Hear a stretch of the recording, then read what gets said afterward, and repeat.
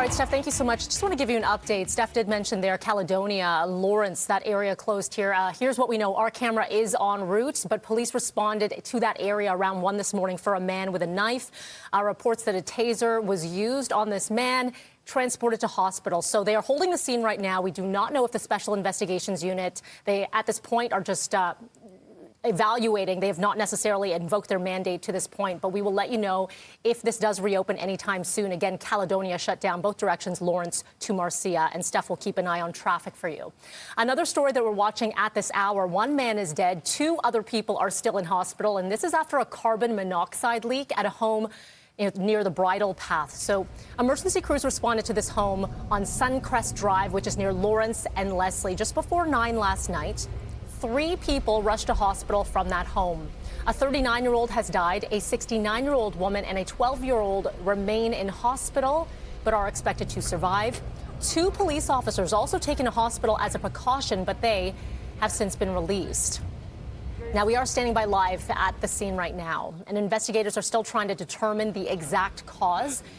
They're investigating whether the source may have been from an indoor pool heater. So again, we are just continuing to watch this scene, and a reminder, as always, to check those carbon monoxide detectors. It's a good reminder right now.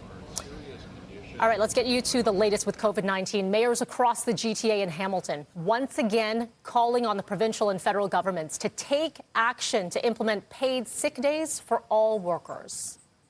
Although there is the Canada Recovery Sickness Benefit from the Government of Canada and provisions by the Government of Ontario to protect employment for those who are ill, we know that people continue to come to work with COVID-19, often because they're afraid of losing their paycheck. Even with the lockdown measures that are in place, municipal leaders say large outbreaks are still happening in essential workplaces. Last week, Premier Ford said the sick pay benefit is under Ottawa's jurisdiction and the province does not need to duplicate the program. Toronto Public Health asking everyone to reinforce COVID-19 protocols as the city deals with this COVID-19 variant, which was first detected in the UK, saying during Monday's briefing, of the province's 34 positive cases of this variant, 10 from Toronto. We know the UK B117 variant is in Ontario. We must assume it will spread. With that in mind, the most important thing to do is to act in ways that protect yourself and everyone around you. And this comes as the province accelerating the vaccination program at long-term care homes. The new target date for all residents to receive the first dose by February the 5th, 10 days earlier than originally scheduled. But the shift now means that staff and essential caregivers will have to wait until more doses become available. No shots are expected to arrive this week. And in just a few minutes, we're going to be hearing from Dr. Lisa Salomon. She's an ER doctor working on the front lines of this pandemic, and she's coming up in about 10 minutes' time.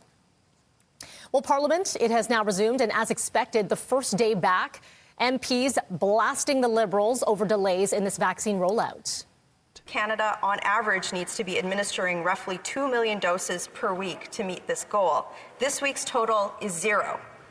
How the hell did this happen, and what are the Liberals doing to fix it? Mr. Speaker, we are on track with our strategy. This is a temporary interruption, and we will make sure we deliver for Canadians because nothing is more important. Prime Minister. So despite a massive delay from Pfizer, the Trudeau government says it is still on track to vaccinate all Canadians who want one by September. Almost all provinces are reaching the end of their supplies. So far, just shy of 840,000 doses have been administered across the country. Meanwhile, the federal government is looking at further travel restrictions after 143 international flights landed in Canada over the past 2 weeks with cases of COVID-19 on board.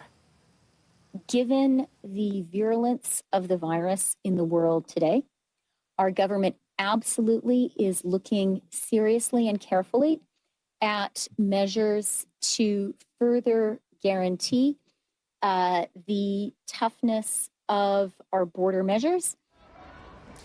Both Premier Ford and Toronto Mayor John Tory calling on stricter restrictions here from the federal government, with Ford asking Ottawa to limit entry to residents and citizens of Canada.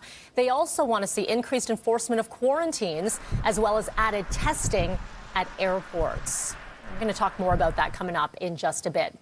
It was 1 year ago today that the world devastated by the passing of Kobe Bryant in a helicopter crash. And coming up here at 7:30 this morning, we're going to take a look back at the NBA icon's life and career and why his legacy still remains strong to this day.